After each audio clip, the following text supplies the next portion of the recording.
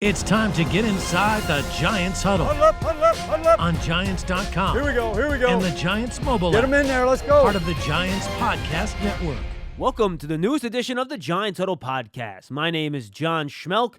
Today, a conversation with two Giant running backs fighting for spots on the depth chart behind Saquon Barkley and Matt Breida to a certain extent.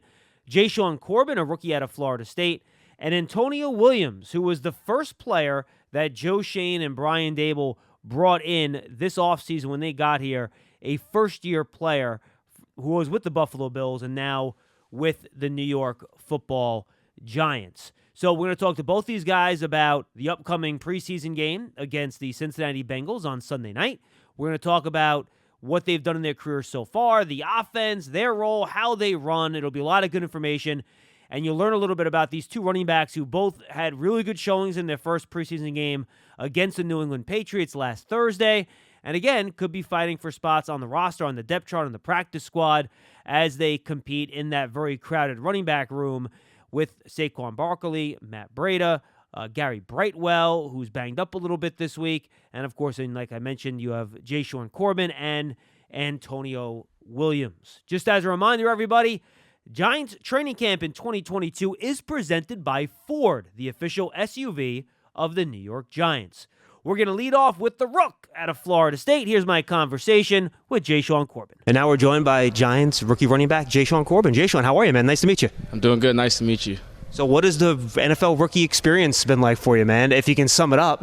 Yeah, it's been crazy. Just, go from obviously your college season, get ready for the combines, pro days, and you come right into rookie minicamp and the OTA. It's just kind of been just back to back to back, but it's been a great experience. It's everything that I've ever, dreamed of, so it's been great.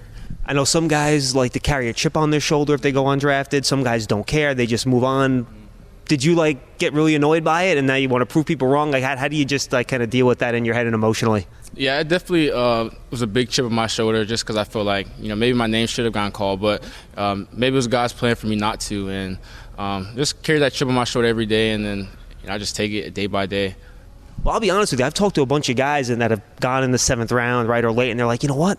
I wish I could have picked where I wanted to go. So now that you've been here for a while, are you like, well, you know what? I think I wound up where I needed to be? Yeah, it's definitely kind of like a blessing in disguise because ending up here, with New York Giants is like I couldn't have dreamed of anything better. Getting to play with Saquon, Matt Breida, all the guys are in the room. It's like it's crazy. Almost, it's like I said, it's a blessing in disguise, honestly.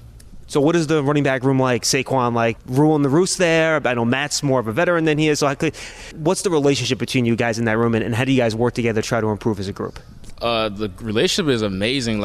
Coming in, I was kind of nervous. I didn't really know how's Saquon going to be? How the older guys are going to accept me? But when I walked in, you'd have thought I was with the group for years already. So it's been great just working alongside those guys. Everybody's trying to help each other. We're competing against each other. So I think it's great. It's all love. Have you had to sing yet? Not yet. I don't want to jinx that though, but no, I haven't. Not yet. I think I don't know if it's coming or not, but I would assume it will at some point. Do you have a plan if they ask you? Yeah, I'll probably sing Michael Jackson, Rock With You. That's one of my favorite songs. But hopefully I don't get called. But with my luck, I think I'll probably go up there and get called. Hey, look, you can't go wrong with Michael Jackson. Did you watch the first episode of Hard Knocks with the Lions at all? I watched one episode. Yeah, so Aiden Hutchinson did Billie Jean, Michael Jackson, and the whole room took off. So just try to copy that, you'll be fine. Especially if you have a song that kind of everybody knows, they can they can sing along with you. That's kind of one of the crowd favorites. Absolutely. All right, so now you're in the room, you're working with the coaches and then the other running backs. What's been your big focus since you've gotten here on things you're trying to work on and improve on? Yeah, just to prove myself right and prove myself to these coaches and, to a lot of the guys here, to all the guys here, just showing, I can play ball, whether it be special teams, running back, whatever I need to do, to help this team and, to make a splash on this team. That's what I'm here to do. What's the playbook been like, and how does it compare to what you kind of did in college? Yeah, the playbook was, at first it was like, wow, this is tough. But, just extra studying, a lot of guys have been helping me, with the playbook. So over time, I kind of started learning, knowing what to, listen to, what to hear. Not kind of, I won't say down packed, but I'm pretty confident in myself when I go out there. Don't feel bad. I've had 8-year vets tell me, dude, this playbook's a little bit rough, so don't worry about it. So As you've gotten more comfortable, have you felt that you've been able to unleash your running style a little bit more as you've kind of been able to react more than think out there on the field? Yeah, definitely the comfort level, the more reps that you get, you're more comfortable, you're able to be yourself. You can make a lot of cuts, a lot of reads that you want. You're not so uptight, just not trying to mess up. So I think just over time, getting more and more reps, I was able to just be comfortable and just show everybody what I can do. Giant fans got a taste of what you can do in the first preseason game. How would you describe your running style and how you like to try to go about your business once you have the ball in your hands? I would say just a versatile, explosive guy. I can run the ball, catch the ball, return kicks, anything that a coach asks for me, I can do. Pass protect, and explosive, one cut, and I see the hole, I hit it. That kind of describes my playing style. Kind of an all-around back who can do it all. It's funny you use the word explosive because when we were talking about how you looked on the field on Thursday, that's what we use too, because it's speed and it's quickness, but it's also power, right? So you can run through arm tackles, and it seems like you kind of combine those facets to kind of make you elusive, but you can run through contact too, right? Yeah, for sure. That's kind of, I guess that's kind of been, God-given. I've always had that ever since I was, younger. Obviously, getting stronger. That kind of just enhanced my game. So I kind of try to work at everything because I feel like when you can master all things, it's hard to stop. All right, you mentioned two other things that running backs have to be good at, right? You talked about working in the pass game. You talked about catching passes, also pass protection, right? If they can't trust you to protect the quarterback, you're not going to play, right? So how has that aspect come? I think you caught 5 passes right in the first preseason game. How's the pass pro part of that coming along? It's been coming along great. Our defense, especially at practice, it seems like it's a blitz coming from everywhere. It's like people coming from the sidelines. But no, just getting that look every day and then competing with guys. Like I said, the more reps that you get, kind of the more comfortable that you are. You kind of know what to look for. There's certain tendencies that kind of help you out. And obviously, just watching film. Watching film on Cincinnati, New England, whoever it is that the opponent is. Kind of just watching film, studying who you're going to go against. That kind of gives you an idea of what you're going to see when you play. And how about special teams? You talk about being a returner. Coverage stuff too, right? That's how you get on the 53. If you can contribute on all 4 teams, and right, you can work. Where have you been working on specials besides in the returns game? Pretty much everywhere. Wherever Coach T-Mac wants me to do, I'm willing to do it. It doesn't matter if he tells me to go out there and try to kick a field goal. I'm trying to do whatever I can to help this team. So just kind of studying. Maybe if you're not getting the rep, just be on the sidelines. Just watching where I could be at. Just getting mental reps, and then when I go out there, showcase the best of my ability. Did you do a lot of special teams at Florida State or no? I wouldn't say in the game, but obviously, like in practice, Coach Norvell, he did a good job of, whether you're a starter, or whether you're fighting for a spot, everybody was at least going to get a mental rep at special teams. So it's kind of been a smooth transition for me. All right, so let's look ahead now. Preseason game number 2 coming up later this week on Sunday. What are your goals? What are you trying to improve on after you looked at the tape from Thursday and you're like, all right, well, I need to take A, B, and C and try to get better at those things? I would just say just obviously getting more comfortable with the speed of going against, just NFL competition, and then just trying to improve, from last game. You never want to take steps back. You always want to improve. So I guess just kind of just improve my game and catching the ball, returning, pass pro, just everything that I did last game, just try to be better, coming up. So that's kind of what I've been trying to improve. Anything surprise you in your first NFL game? You're like, whoo, I didn't expect that. I would say probably the speed, just speed of your eyes getting adjusted to how fast things are moving, and then obviously just first game, just the butterflies. I always have butterflies every game, but this one felt a little different. But it's just like every other time, once I get tackled, you make contact with somebody, it goes away, and it's just football after that.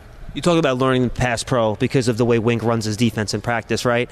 So let me ask you this way: does it help you because you have to sink or swim, or in some ways are they throwing so much at you that sometimes maybe you're drowning a little bit because you're trying to drink out of a fire hose, right? It's just so much coming at you and it's tough. So how does that impact you trying to learn that stuff when you're going up against such an aggressive defense?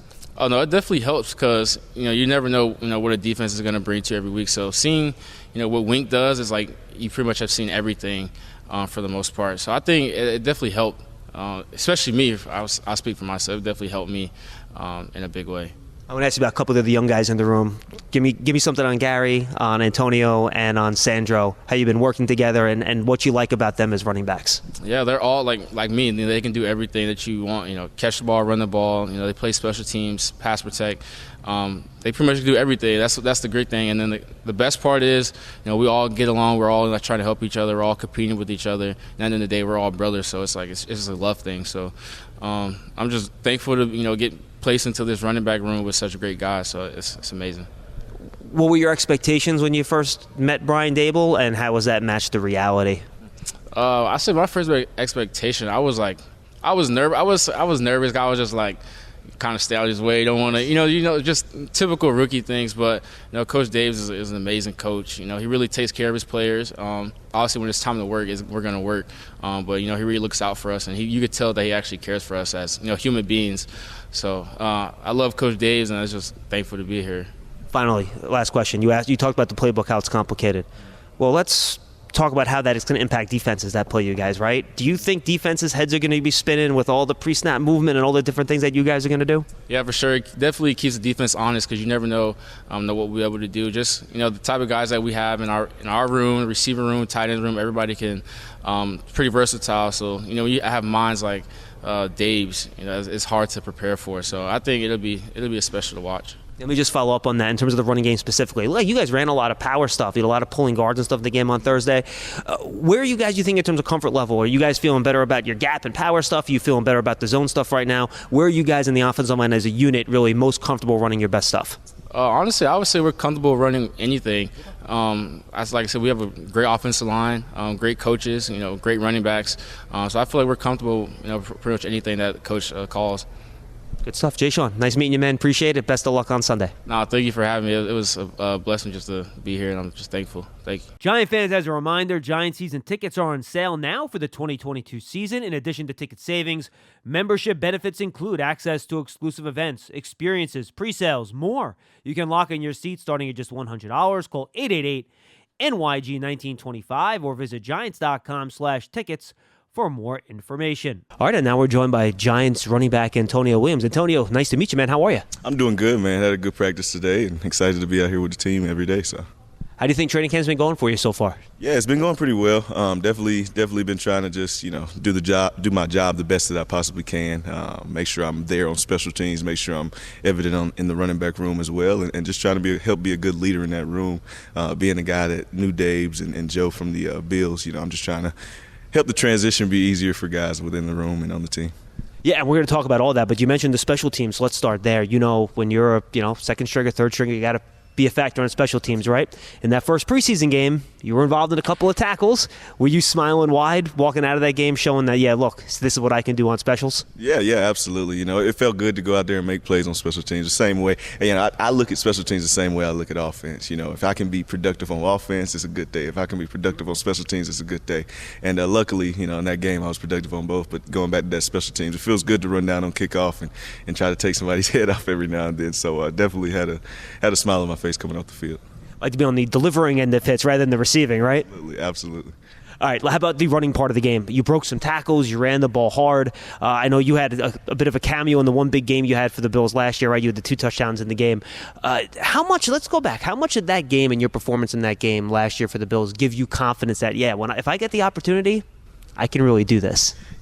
Having a good game in the NFL is what I've learned over my 3 seasons in it is that confidence is key in this league, and believing in yourself, going out there and scoring a touchdown, going out there and breaking some tackles, it changes a player. And realistically, for me, it did carry over. It's carried over ever since that game. It's carried over in my confidence and how I feel about myself on the field. Being a guy that's undrafted, you don't have as many opportunities as the guys that go in those early rounds. So getting that confidence is key for a guy like me. So, that game with the Bills that I had those 2 touchdowns, and then this past one with the Giants and everything, they're just rolling off of each other, and I'm hoping to keep that going and continue to produce for this team and help this team in any way that I can. All right, so let's talk about the preseason game then. You head in. What were your goals heading into that game, and were you able to achieve them? Yeah, the main goal for me was just to show the coaches and show the staff that I can produce whenever I'm given a chance, no matter when that would be, late game, early game, special teams, non-special teams, whatever my opportunity was to be on the field. I wanted to make it known that I was on the field in that moment, and I think I did a solid job at doing that, and I hope to go and do it again this weekend. Giant fans got a taste of it. How would you describe your running style to Giant fans? Physical guy. I like to get downhill.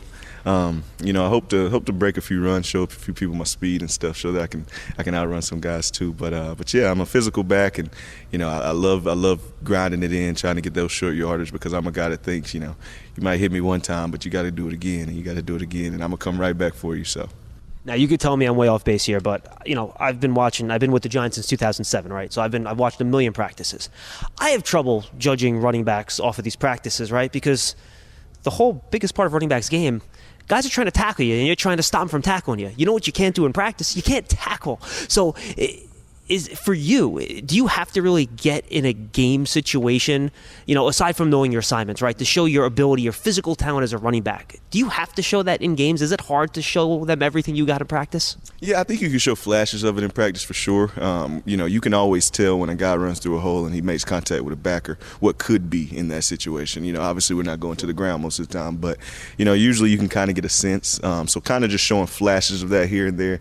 And then in games, that's when you let it loose. And you could talk to Coach Smith about it. On game days, I'm a super positive person all the time. You could talk to anybody, but on game days, I'm a different guy. And I'm a very angry guy on game days, intentionally. But I think that helps me unlock that physicality that I run with.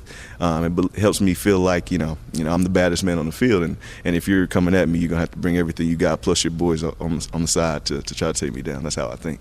Now, you've talked about running the ball. You've talked about special teams. The other thing as a running back you got to do is contribute in the pass game, right? You got to be able to catch the ball. More importantly, you got to pass protect. Where do you think you are in terms of that, and how do you show off in that area in that first preseason game? Yeah, for sure. Pass protection is huge, and understanding where your assignments are, where they're coming from, the different looks defenses have, how safeties can roll, all that type of stuff. Just kind of IDing those things. That's important. But I think I did well in the pass pro game. I wish I would have did a little bit more with the catch that I did have in the game. I was coming off of a kick return and a few big runs a little bit. But yeah, now hopefully I get to show that a bit more this game. I didn't really have any blitzes during the game, really, and I had that one catch. So hopefully I can do that a bit more this week. Were you leaving the game like, wait, other teams don't blitz 60% of the snaps like our defense does in practice? Oh my gosh, let me tell you, it was so funny because you get so used to trying to distinguish the blitzes coming from our complex defense, and then the preseason, so I guess you could call it vanilla, and the guys are just, if they show it, they're coming from there. Usually you got to kind of look around what we're doing right now, but yeah, it was pretty vanilla. So hopefully Cincinnati kind of does the same thing, looking good on film and everything, but can go do that.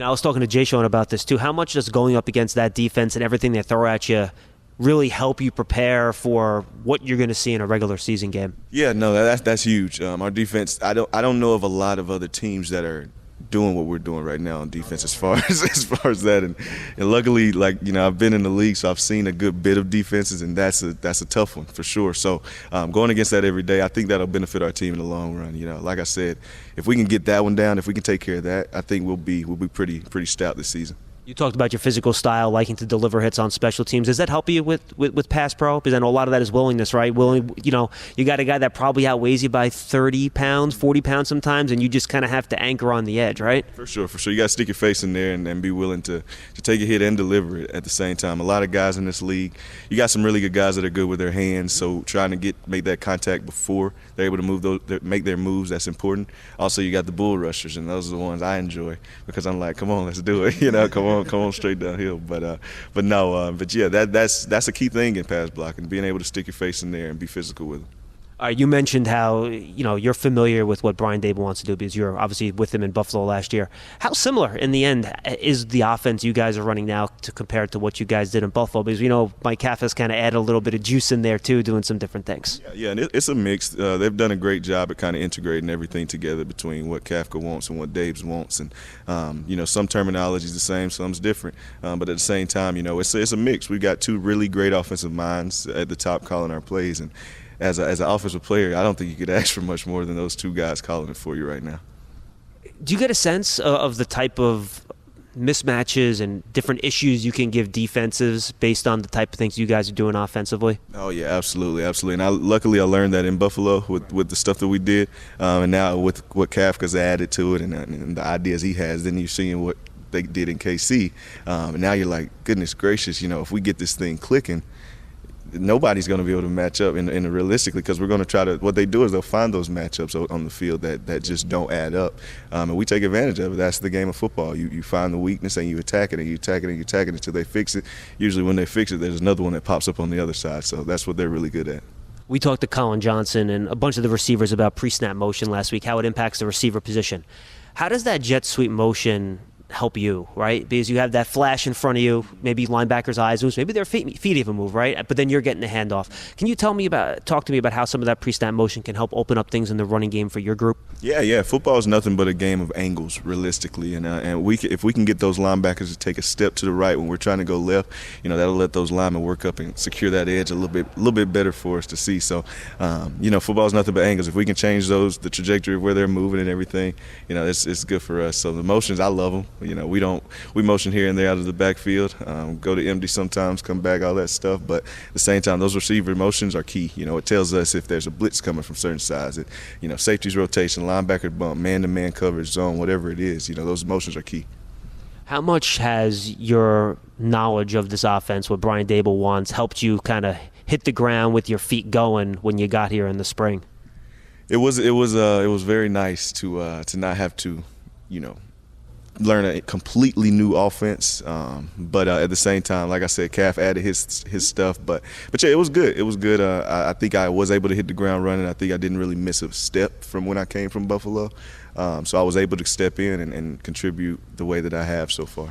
Even talking to the vets, I was talking to Sterling Shepard back in, June, and he goes, man, this playbook, it's thick, man. Like this ain't easy stuff. So did you find yourself almost like being like half an assistant coach in the running back room, trying to tell these guys like the little nuances of all these plays? Yeah, absolutely. You've got to, because the plays are very complex. This is a complex playbook, and for me, learning it, my rookie year was COVID year, so we had Zoom, right? I had learned all this stuff over Zoom, man. So what I did was I was at my dad's house back in North Carolina, and I had the playbook, and I said, hey, I'm going to be in the room for a few days probably. I got to learn this playbook, and it was about 3 days that I just stayed in the room.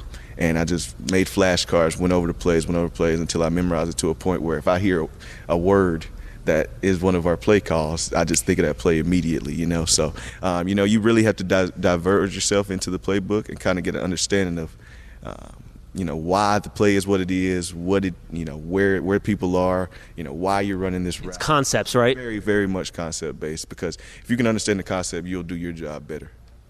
All right, so I guess I'm going to follow up then, and I think you kind of half answered it already. So the language is a little bit different, right? There's a lot of words and it's wordy, but the concepts, how much of these concepts are almost optional based on what the defense shows you? Is that what makes the playbook complicated, that you guys have options? What is it that kind of makes it so hard to kind of get this to click? Yeah, the playbook is basically, each play has different plays within the play, basically, and that's how you have to be, because you don't know if they're coming out in zone or man right now. So basically everything has those adjustments, those options, those hot routes, those whatever we need in that moment within those plays, and then you got 500 of them. so that's what makes it complicated, man. All right, I want to focus in on the run game before we say goodbye. Right now, from what I watched in the first game, watching back the game, you guys are running a really big mix. There's some power, there's some zone, there's a lot of different run concepts. And I know it takes some time sometimes for the running backs and the offensive line to kind of feel each other out. Is there an area where you think you're a little bit more comfortable now with the zone or power, or do you think the whole thing is coming together? Yeah. Realistically, I think we're pretty good at everything right now, and I think we're still figuring out what we're best at. I think this past game definitely showed that we can hit outside zones. We can hit, inside zones, duos, powers, whatever we want to hit.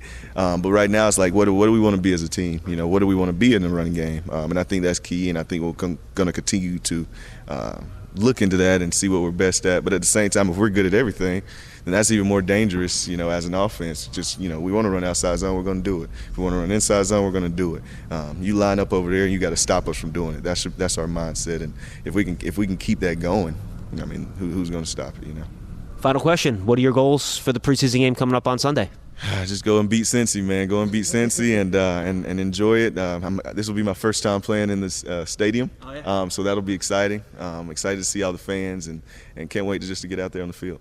Good stuff, Antonio. Thank you so much. Best of luck. Thank you. Don't miss out on your chance to experience a premier hospitality experience watching Giant games and world-class concerts in 2022 as a Giant Suite partner.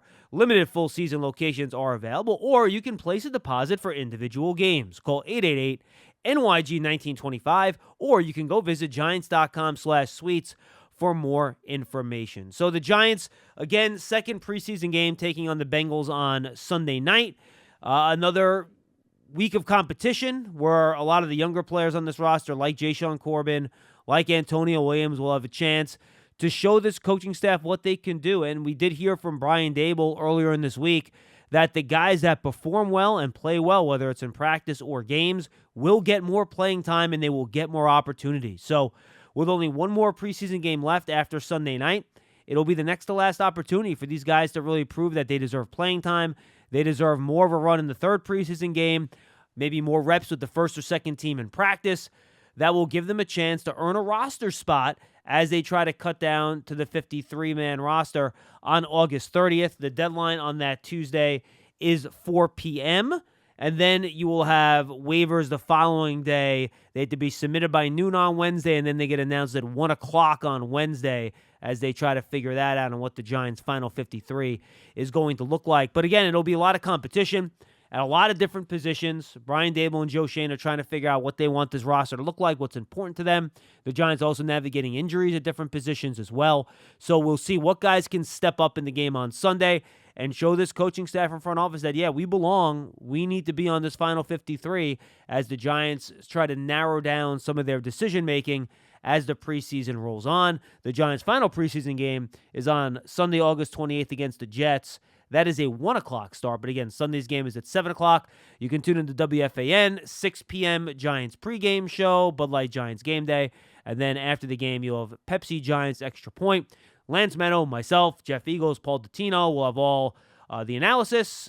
On the game will be Chris Carino and Howard Cross. Dottino on the sideline. I'll be in the locker room after the game doing my interviews because we're back post-COVID and we're in person again, which is fantastic. So make sure you check out all that coverage. And, of course, Big Blue Kickoff Live will be coming your way at 2 o'clock on Friday. And then for the next 2 weeks after, it'll be a 3 o'clock start for the show. And then hopefully we'll have our final regular season schedule, and that'll carry us through the entire regular season. My name is John Schmeelk. Thank you to Jashaun Corbin. Thank you to Antonio Williams. Two really nice kids, too, by the way. And, one thing I've noticed, the guys that Brian Daboll and Joe Schoen have really brought in, they're just really good guys, nice guys. As Antonio Williams mentioned, not so nice on game day. He becomes a little bit of a different type of fella, which is what you like to see.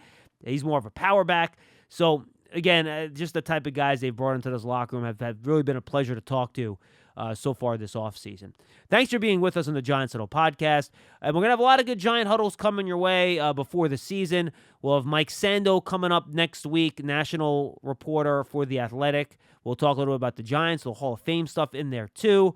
We're going to have another Her Playbook coming up next week. We're going to have our first draft season podcast coming your way the following week leading up to the college football season, which opens in earnest on September 1st. That'll post, I think, the morning of September 1st. Tony Pauline, Eric Crocker, and I are working on a guest for that episode, hoping to get Bruce Feldman, who is that Freaks List for The Athletic. So all that coming your way. We'll have a Beat Writers Roundtable before the season starts, trying to get a couple other fun guests as well as we get ready for the Giants season in 2022. It's just about 3 weeks away, folks. A lot of fun. I'm John Schmeelk. Thanks for being with us. We'll see you next time on the Giants Huddle.